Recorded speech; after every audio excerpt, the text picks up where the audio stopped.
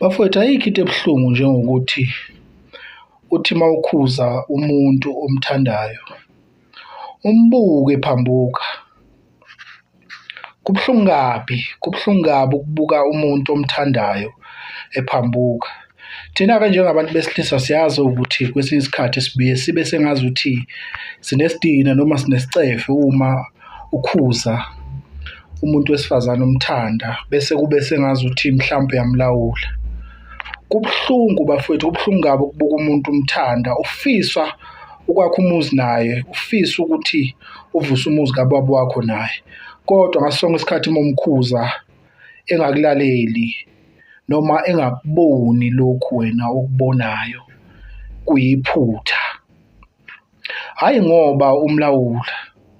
Kubuhlungu ngempela bafowethu ngoba ngisho uthenga isilwane.